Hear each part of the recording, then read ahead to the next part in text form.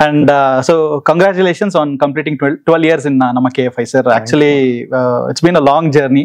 Because 12 years complete ಮಾಡಬೇಕು ಅಂತ ಹೇಳಿದ್ರೆ it is not a small thing and survive ಆಗಬೇಕು ಅಂತ ಹೇಳಿದ್ರೆ it is also a challenging thing. ನಿಮಗೆ ಈ ಒಂದು 12 ವರ್ಷಗಳ ಒಂದು ಪಯಣ 4 ಮೂವೀಸ್ 5 ಮೂವೀಸ್ 6 ಮೂವೀಸ್ ಜೊತೆಗೇನೆ ಹೇಗಿತ್ತು ಸರ್ ನಿಮಗೆ? ಈ ಪಾತಲ್ಲಿ ನಾನು ಈ 12 ಇಯರ್ಸ್ ಡ್ರೈವ್ ಅಲ್ಲಿ ಒಳ್ಳೊಳ್ಳೆ ಲೆಸನ್ಸ್ ಹೇಳ್ಕೊಟ್ರು. ಕೆಲವರು ಕಾಸ್ಟ್ಲಿ ಲೆಸನ್ಸ್ ಹೇಳ್ಕೊಟ್ರು, ಎಸ್. ಕೆಲವರು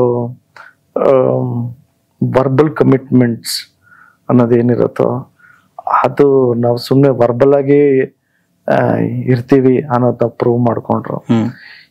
ತುಂಬಾ ಕಮ್ಮಿ ಜನ ಮುಂದೆ ನುಗ್ಗಿ ಇಲ್ಲ ಇದನ್ನ ನಾವು ಸಾಲ್ವ್ ಮಾಡ್ಬೋದು ಅಂತ ಬಂದಿದ್ದು ತುಂಬಾ ಕಮ್ಮಿ ಜನ. ಅವ್ರಿಗೆ ನಾವು ಯಾವಾಗ್ಲೂ ಗ್ರೇಟ್ಫುಲ್ ಆಗಿರ್ತೀವಿ. ಇನ್ ಎಲ್ಲರೂ ಆಶ್ವಾಸನೆ ಕೊಡೋರೆ ತುಂಬಾ. ಯಾವ್ದು ನಂಬಬೇಕು ಅನ್ನೋದಕ್ಕಿಂತ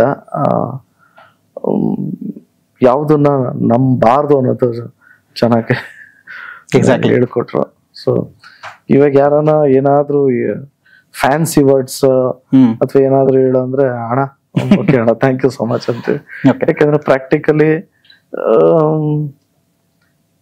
ಫೈನಲಿ ನಮ್ಮ ಸಿನಿಮಾ ಅಂತ ಬಂದಾಗ ಎಲ್ಲರೂ ಏನಾದ್ರೂ ಎಡುವುದಾಗ ಅದರಿಂದ ಸ್ಟೋರಿ ತಿಳ್ಕೊಂಡು ಅವರೆಲ್ಲ ಎಂಟರ್ಟೈನ್ಮೆಂಟ್ಗೆನೆ ಬರೋದು.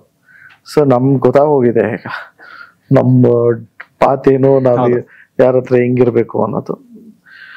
ಈ ಜರ್ನಿ ಅದನ್ನೇ ತುಂಬಾ ಚೆನ್ನಾಗಿ ಕಾಸ್ಟ್ಲಿ ಲೆಸನ್ಸ್ ಹೇಳ್ಕೊಟ್ಟಿದೆ.